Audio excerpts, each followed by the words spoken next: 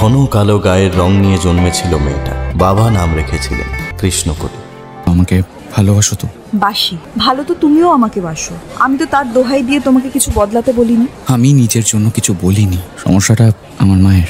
আমার গায়ের রং আমার সমস্যা নেই, এদিকে তোমার মায়ের সমস্যা হয়ে গেল। ইউএসএতে আমার থাকার ব্যবস্থা ডরমেট্রিতে হয়েছিল।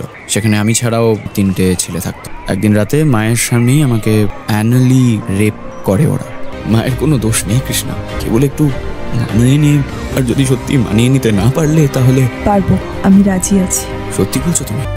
এই 3 মাস ধরে বহুদিন পর খোলা জানলার মতো কৃষ্ণার গায়ের জমাট কালো রং পাল্টে গেল একটু একটু করে। আজ কৃষ্ণার বৌভাত। মা, আপনার সঙ্গে না আমার একটু দরকার ছিল। হ্যাঁ বলো। একটা স্টিল ছবি তুলবো, শুধু আপনি আর আমি। বেশ তো। এই ছোকরা, দেখো দেখি কাকে কার মেয়ে মনে হয়। ক্যামেরার ফ্ল্যাশ চলে উঠতেই কৃষ্ণার পেছনে লুকিয়ে থাকা হাত দুটো বেরিয়ে এসেছে। 2 হাতে ধরা রয়েছে 2টো কাঁটা চামচ।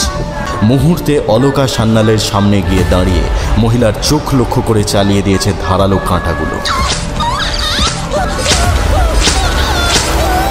এটা কি করলে তুমি?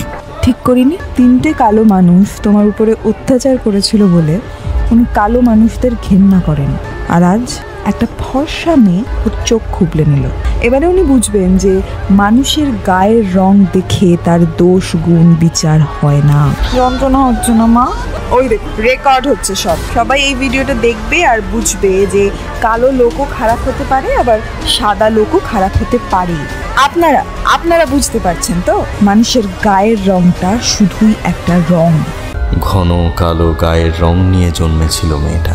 বাবা নাম রেখেছিলেন কৃষ্ণকলি।